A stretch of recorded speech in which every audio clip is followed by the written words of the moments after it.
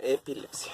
Bueno, ¿qué hay que hablar de ella? Bueno, históricamente, pues hasta su significado es arrebato en griego. Todos los primeros que describieron la epilepsia lo veían como una posesión. La cultura griega y asirio consideraban que eran los dioses que te poseían. En cambio, los judeocristianos consideraron que era una posesión demoníaca. Uh-huh. Grandes personajes han tenido epilepsia. No es porque la epilepsia te dé otra visión, o que te haga mejor persona. Simplemente ha sido coincidencia. Ahora, hablando de epilepsia, es diferente la epilepsia a la crisis convulsiva o el episodio convulsivo. Epilepsia es la enfermedad repetitiva con presencia de crisis convulsivas. Ahora, lo que le llamamos crisis convulsivas, generalmente pensamos en crisis tónico-clónicas. Tono, clono, que hagan esto.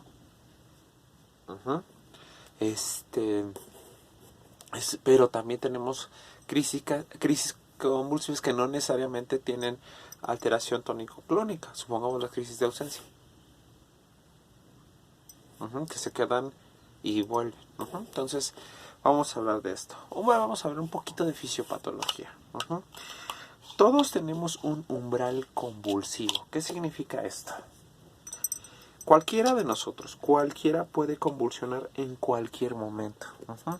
Hay una especie de balance entre factores que, como si tuvieras una basculita.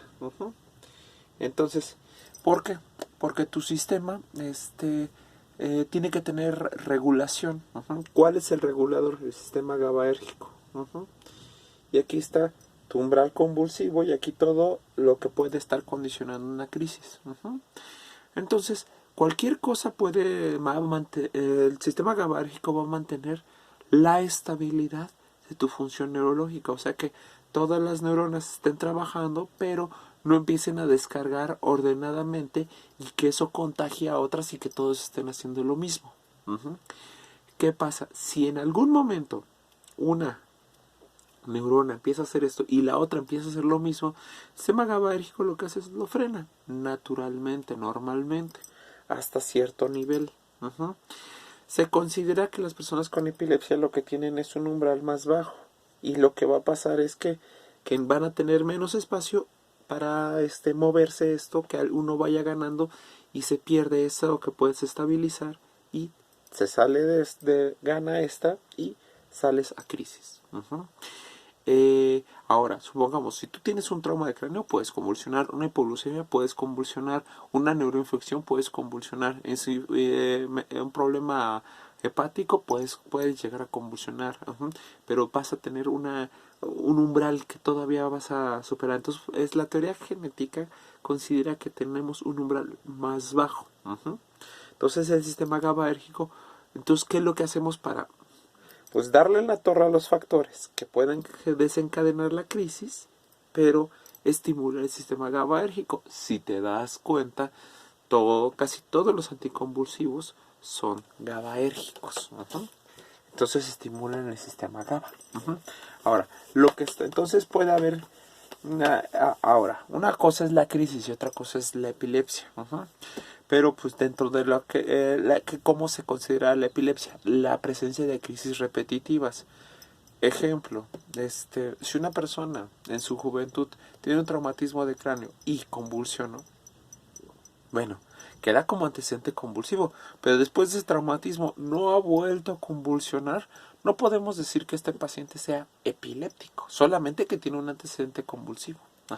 Al igual que si tienes una crisis convulsiva febril en la infancia, eso no te hace epiléptico, simplemente dice que tuviste una crisis.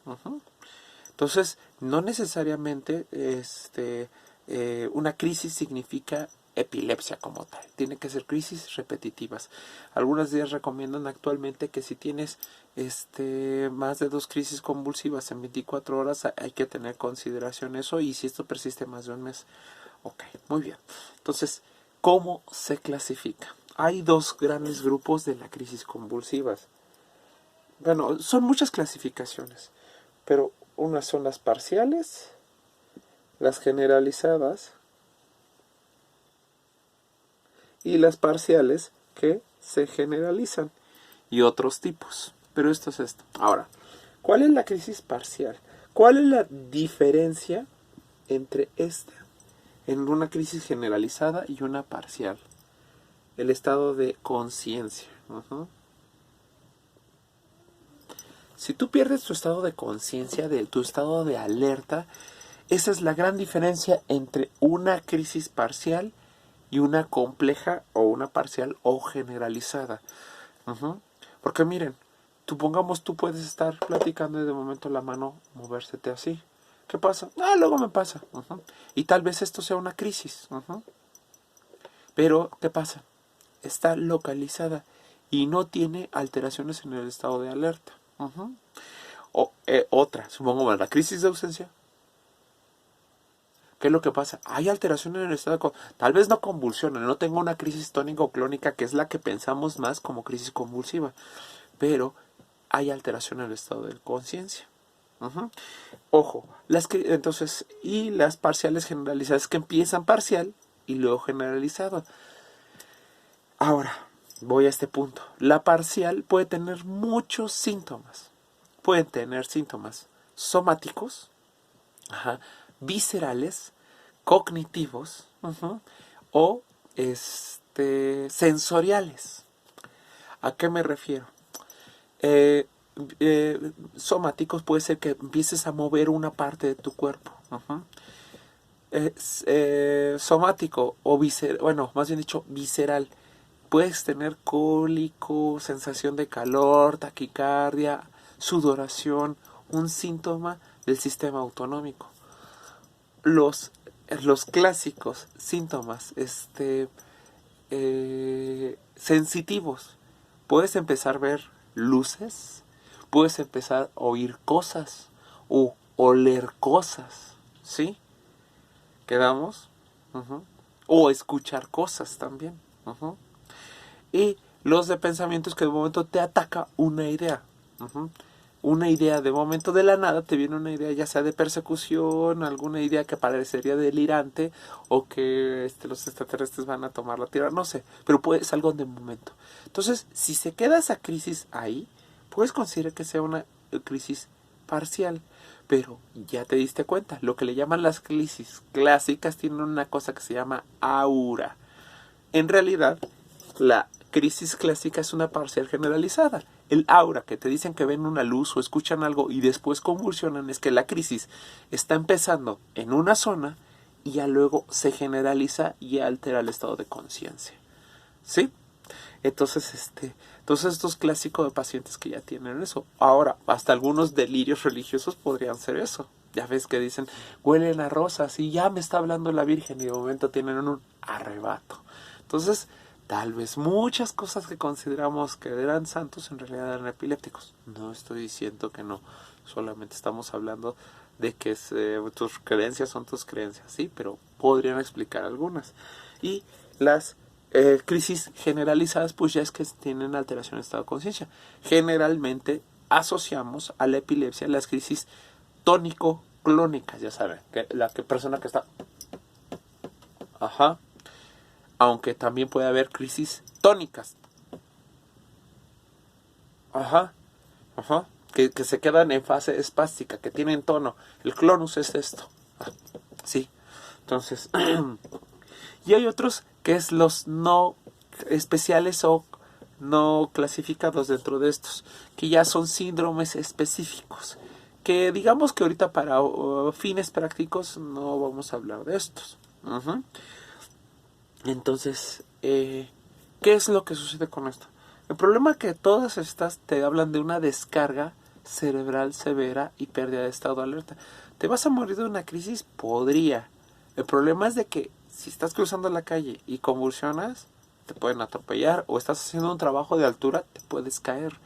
Entonces, es el problema de la epilepsia, que es, te puede dar en cualquier momento. Entonces, el objetivo es, 1, disminuir la crisis o evitar que estas sucedan. ¿Para qué? Para no arriesgar a la persona. Ahora, el problema es que las crisis convulsivas, cada crisis, imagínate si es tónico o clónica,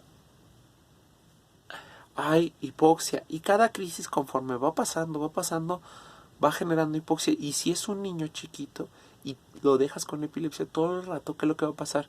Su cerebro no va a tener el desarrollo que debería tener. ¿Por qué? Porque es hipoxia, más hipoxia, más hipoxia. Cada crisis va generando daño cerebral, edema, y va dañando y va disminuyendo las capacidades cognitivas, pero también la misma capacidad del mismo cerebro para autorregularse. Entonces, por eso es bien importante que estos pacientes sean detectados tempranamente y controlados tempranamente, porque si no, a largo plazo, esta persona ya va a tener un deterioro cognitivo.